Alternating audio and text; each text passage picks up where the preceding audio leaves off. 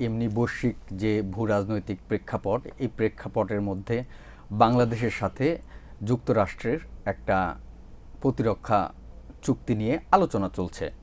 তো এ বিষয়ে বিস্তারিত প্রতিবেদন করেছেন আমাদের বিশেষ প্রতিনিধি শাহরিয়ার জামান। শাহরিয়ার ভাই, কি ধরনের চুক্তি এবং চুক্তিতে কি থাকছে, আর আলোচনা বা কি হচ্ছে? ধন্যবাদ। যে দুটো ফাউন্ডেশনাল এগ্রিমেন্টের কথা বলা হচ্ছে, ডিফেন্স এগ্রিমেন্টের কথা বলা হচ্ছে, একটা হচ্ছে কি জিসোমিয়া আর একটা হচ্ছে কি আকসা। জিসোমিয়া হচ্ছে কি general security of military information agreement, আর আকসা হচ্ছে কি acquisition of cross servicing agreement. এই দুটোকেই ধরা হয় যে ফাউন্ডেশনাল এগ্রিমেন্ট। আমরা সবাই জানি যে আমেরিকার সঙ্গে বাংলাদেশের যে সম্পর্ক, সেটা একটা জায়গায় এসে আটকে রয়েছে, এবং এই জায়গাটাতে যদি আরও উপরের ধাপে নিতে হয়, তাহলে তাদের সঙ্গে একটা স্ট্র্যাটেজিক অ্যালাইনমেন্টের প্রয়োজন হয়, এবং সেই স্ট্র্যাটেজিক অ্যালাইনমেন্টের অন্যতম বড় উপাদান হচ্ছে কি এই ধরনের ডিফেন্স প্যাক্টই বলবো, ডিফেন্স চুক্তি, যেটার মাধ্যমে যদি আমি জিসোমিয়াটা বলি, এইখানে যেটা বলা হবে যে একটা পার্টিকুলার ইন্টেলিজেন্স ইনফরমেশন বা যে কোনো ধরনের ইনফরমেশন যদি ইউএসএ বাংলাদেশের সাথে শেয়ার করে, বা রেসিপ্রসিটি বেসিসে বাংলাদেশে যদি তাদের সাথে শেয়ার করে, তাহলে এটা অন্য কোনো থার্ড পার্টি কাউকে এটা বলা যাবে না। সেটাই জিসোমিয়া প্যাক্টের। এটা একটা কমিটমেন্ট যে সে ফর এক্সাম্পল যে একটা সফিস্টিকেটেড উইপেন আমরা বাংলাদেশ ক্রয় করলো আমেরিকার কাছ থেকে, এবং আমেরিকা ওই সফিস্টিকেটেড অস্ত্রটা সম্পর্কে বাংলাদেশকে কোনো পার্টিকুলার তথ্য প্রদান করলো। এক্ষেত্রে বাংলাদেশের যে কমিটমেন্ট হবে যে এই পার্টিকুলার তথ্যটা সে অন্য কোনো দেশকে দিতে পারবে না। আর আকসাটা হচ্ছে কি মোরলেস সার্ভিস ওরিয়েন্টেড। এক্ষেত্রে যেটা বলা হয় যে কম্ব্যাটেন্ট এবং নন কম্ব্যাটেন্ট যদি জাহাজ, নেভাল শিপ অফকোর্স, তারা যদি রেসিপ্রসিটি বেসিসে এটা হয়, তারা যদি বাংলাদেশে আসে বা বাংলাদেশ যদি আমেরিকায় যায়, তাহলে তাদেরকে বিশেষ কিছু সার্ভিস দেওয়া হবে। Say for example food, water, medical service, বা ফুয়েল, বা রিপেয়ারিং, এই ধরনের যে জিনিসগুলো রয়েছে, সেই জিনিসগুলো আকসার আন্ডারে পড়ে লজিস্টিক সাপোর্ট হিসেবে। তবে এটার একটু ব্রড ক্যাটাগরি আছে। ব্রড ক্যাটাগরিটা যেটা বলা যায় যে সে ফর এক্সাম্পল যে আমি জাস্ট একটা এক্সাম্পল থেকে বলছি যে আমেরিকান একজন সোলজার অসুস্থ হয়ে পড়লো, তাকে মেডিকেল ফ্যাসিলিটিস দিতে হবে। এখন আমেরিকান সোলজারদের মেডিকেল ফ্যাসিলিটি দেওয়ার জন্য যদি পর্যাপ্ত ব্যবস্থা বাংলাদেশে না থাকে, তাহলে এই চুক্তির অধীনে আমেরিকানরা বাংলাদেশে একটা টেম্পোরারি শেল্টার মতো, যেটাকে হসপিটালে তারা কনভার্ট করবে, সেই ধরনের জিনিস তারা তৈরি করতে পারবে। এটাই আকসার একটা অন্যতম বড় দিক। তো মিলিয়ে ঝুলিয়ে এই দুটো চুক্তি নিয়ে প্রায় দশকের বেশি, 10 বছরের বেশি ধরে এটা নিয়ে আলোচনা চলছে। এই রিসেন্টলি যেটা আমরা জানতে পেরেছি যে জিসোমিয়া আকসার মোটামুটি টেক্সট নিয়ে একটা বড় ধরনের ইনিশিয়েটিভ আছে, যেটাকে টেক্সটটাকে ফাইনালাইজ করা। তার আগে একটু বলে নিই যে এইটাকে পলিটিক্যাল লিডারশিপ, দুই দেশের যে রাজনৈতিক নেতৃত্ব রয়েছে, তারাও চাইছে যে এই ধরনের যে চুক্তি রয়েছে, যে দুটো নিয়ে আলোচনার কথা বলছি আমি, এই চুক্তিগুলো হোক, এটা দুই পক্ষেরই রাজনৈতিক নেতৃবৃন্দ চাইছে। আমার একটা জিনিস জানার, সেটা হচ্ছে যে আমরা দীর্ঘদিন ধরে শুনেছি যে মানে আমেরিকানরা বাংলাদেশে ঘাঁটি করতে চায় বা সেন্ট মার্টিনে ঘাঁটি করতে চায়, এরকম জিনিস কি এর মধ্যে মানে অ্যাপারেন্টলি যদি আমি বলি, আছে? অ্যাপারেন্টলি যদি আমি বলি, জিসোমিয়াতে সুযোগটা নাই। জিসোমিয়াতে ইন্টেলিজেন্স শেয়ারিংয়ের উপরে, ইনফরমেশন শেয়ারিংয়ের উপরে। আকসার ক্ষেত্রে যেটা আমি বললাম যে সে ফর এক্সাম্পল তারা টেম্পোরারি বেসিসে কোনো ইনফ্রাস্ট্রাকচার তৈরি করতে পারবে, তাদের হয়তো বা একটা রিপেয়ার করার দরকার পড়লো, আমি এক্সাম্পল হিসেবে বলছি, তাদের একটা জাহাজ রিপেয়ার করার দরকার পড়লো, তো তাদের একটা ওয়ার্কশপ টাইপের তৈরি করতে হবে। তো তাদের এটা বাংলাদেশেও ওই যদি আমেরিকার মাটিতে এবং তার যদি প্রয়োজন পড়ে, সেটাও সে করতে পারবে।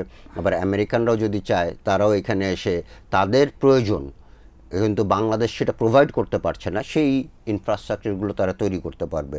একটা আশঙ্কা থেকেই যায়, যেটা এর আগেও যেটা আমাদের স্টোরিতেও মেনশন আছে, যে এই আলোচনাটা তো দীর্ঘদিন ধরে চলছিল, যে শেখ হাসিনার পিরিয়ডে একটা স্টেজে গিয়ে তারা মোটামুটি ইনফর্মালি টেক্সটের বিষয়ে এগ্রি করেছিল, কিন্তু তখন কিছু সিকিউরিটি এজেন্সিজ এবং তাদের একটা বিরোধিতার কারণে এটা করা সম্ভব হয়নি।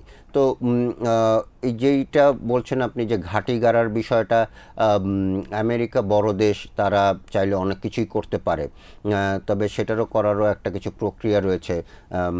আকসার দিয়ে তারা ঘাঁটি গাড়বে কিনা সেটা প্রশ্ন সাপেক্ষ বিষয়। তবে ওই যে টেম্পোরারি যে এস্টাবলিশমেন্টের কথা বললাম বা টেম্পোরারি ইনফ্রাস্ট্রাকচারের কথা বললাম, হ্যাঁ এইটা আকসার মাধ্যমে করা সম্ভব। তো তার মানে বেস করা সম্ভব, মানে তারা চাইলে বেস মানে টেম্পোরারিটা কতদিন? জিনিসটা যেটা রয়েছে, বেসটা টেম্পোরারি জিনিস, মানে ধরেন এই যে যেটা আমি উদাহরণ দিলাম যে তাদের এটা রিপেয়ার দরকার, ওয়ার্কশপ তৈরি করতে হবে, ওয়ার্কশপ তাদের এটা শেষ হয়ে গেলে, এখন যদি এরকম হয় যে প্রতিবারই যখন আসবে তাদের জাহাজ রিপেয়ার করতে হবে, তো ওয়ার্কশপ হয়তো বা একটা পার্মানেন্ট টেম্পোরারিটাকে হয়তো বা তারা পরবর্তীর জন্য রেখে দিতে পারে। তার মানে ঝুঁকি বাড়ছে। ঝুঁকি যদি সেইভাবে, if we can't handle it properly, yes of course ঝুঁকি তো বাড়বেই। কারণ এগেইন গো ব্যাক, ইউএস বড় দেশ, সেখানে এই জিনিসটাকে তাদেরকে ঠিকমতো হ্যান্ডেল করা, তাদেরকে ঠিকমতো ম্যানেজ করে চলা, এটা বাংলাদেশেরই করতে হবে। তবে অ্যাট দ্য সেম টাইম এই চুক্তির আরও একটা বড় দিক হচ্ছে জিওপলিটিক্যাল যে টেনশনের কথা আপনি প্রথমে বলছিলেন, সেটা তো আসে যে এই ধরনের চুক্তি যখন হয় তখন একটা অ্যালাইনমেন্ট শো করে। অফকোর্স আমরা ইউনি অ্যালাইনমেন্ট যেটাকে বলে, যে একই দিকে ধাবিত হওয়া, আমরা বাংলাদেশ সেটা কখনোই করি না। আমরা একটা ব্যালেন্স মেনটেন করে চলি। USA, China, India, Japan, turkey, Russia, আমরা তো সবগুলো দেশের মধ্যে ব্যালেন্স করে চলি। এই জায়গাগুলোতে যদি আমেরিকার সাথে এই ধরনের একটা ডিফেন্স প্যাক্টের বা ডিফেন্স চুক্তির দিকে আমরা যাই, তাহলে অবশ্যই আমাদেরকে মাথায় রাখতে হবে যে অন্যান্য দেশগুলো এটাকে, বিশেষ করে চায়না, সেটাকে কিভাবে দেখছে। এবং এক্ষেত্রে যেটা অবশ্যই চায়নাকে আমাদের এঙ্গেজড হতে হবে, তাদেরকে বোঝাতে হবে যে এটা আমরা এই কারণে করেছি, বা whatever the reasons are. Make a long story short, এইটা নেগোসিয়েশনটা যে শুধু ইউএসের সাথেই হবে বিষয়টা সেরকম না। ওই ব্যালেন্সিং অ্যাক্টের আন্ডারে বাংলাদেশে জন্য ইম্পর্ট্যান্ট যে স্টেক হোল্ডার্সরা রয়েছে, যারা এই ইউএস বাংলাদেশ রিলেশনশিপটাকে তাদের মতো করে দেখে, সেই সমস্ত ইম্পর্ট্যান্ট স্টেক হোল্ডারদের সাথেও কিন্তু আমাদের এঙ্গেজড হতে হবে, টু কনভিন্স দেম। একটা জিনিস আমার জানার, সেটা হচ্ছে যে বাংলাদেশের সাথে চায়না বা ইন্ডিয়া, তাদের সাথে কি এমন কোনো প্যাক্ট আমাদের আছে? বাংলাদেশের সঙ্গে এই ধরনের প্যাক্ট অবশ্যই আছে, চায়নার সঙ্গে আছে। বাংলাদেশের আমার জানা মতে প্রায় 10-এরও বেশি সামরিক চুক্তি বিভিন্ন দেশের সাথে আছে। এখন সেটা সংখ্যা আরও বাড়তে পারে, আমি এটা কয়েক বছর আগের কথা বলছি। টার্কির সঙ্গে আমাদের ডিফেন্স চুক্তি রয়েছে, চায়নার সঙ্গে রয়েছে, ইন্ডিয়ার সঙ্গে তো অবশ্যই রয়েছে। আর বাই দ্য বাই, এই যে জিসোমিয়া বা আকসা, আমেরিকার এই চুক্তি দুটো প্রায় 70টারও বেশি দেশের সাথে তারা করেছে, ইনক্লুডিং এই অঞ্চলে যদি আমি বলি, China, south Korea, Japan, Singapore, অনেক দেশের সঙ্গে তাদের এই চুক্তিটা রয়েছে। তারাও এটা ম্যানেজ করে চলছে, তাদের সঙ্গেও আমেরিকার সম্পর্ক রয়েছে, চায়নার সম্পর্ক রয়েছে, সবগুলোকে মিলিয়ে তারা কিন্তু এটা ম্যানেজ করে চলছে। এটা কি আমাদের জন্য খুব দরকার? যদি আপনি বাংলাদেশ ইউএস রিলেশনশিপটাকে সামনের দিকে এগিয়ে নিয়ে যেতে চান, একটা জিনিস রয়েছে যে, ফর এক্সাম্পল, যে আপনি একটা ক্লাসে পড়েন, তারপরে তো পরীক্ষা দিয়ে আপনি পরবর্তীতে ধাপে উত্তীর্ণ হবেন। এইটা I can say it is some sort of পরীক্ষা। যে পরীক্ষাটায় আপনি যদি না অ্যাপিয়ার করেন এবং পাশ করেন, তাহলে আপনি পরবর্তীতে ধাপে যেতে পারবেন না। আমাদের এই যে সম্পর্কটা, যেটা আমরা বলি বাংলাদেশ ইউএস রিলেশনশিপ, একটা জায়গায় কিন্তু আটকে রয়েছে, এর উপরে কিন্তু উঠছে না। আমি ইন্ডিয়ার এক্সাম্পল দিতে পারি যে ইভেন আর্লি 2000 যখন তারা এই চুক্তিগুলো করেনি, বাই দ্য ওয়ে ইন্ডিয়া এবং ইউএসের ভিতরে কিন্তু বড় ধরনের প্রতিরক্ষা সহযোগিতা রয়েছে।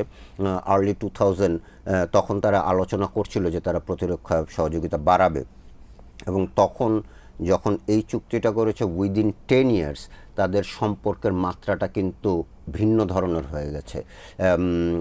উইদিন স্প্যান অফ 1 ডিকেড, 1 দশকের ভিতরেই। তো এইটা সম্ভব হতো না যদি না তারা এই ধরনের চুক্তি করতো। এবং সেড দ্যাট আমি বলছি না যে এটার রেজাল্ট সবসময় ভালো হয় বা ভালো রেজাল্ট বয়ে আনে, বাট আপনি যদি মনে করেন যে আপনি ইউএসের সঙ্গে সম্পর্কটাকে আরও একটু উপরের ধাপে নেবেন, আপনাকে এই ধরনের চুক্তি করতেই হবে।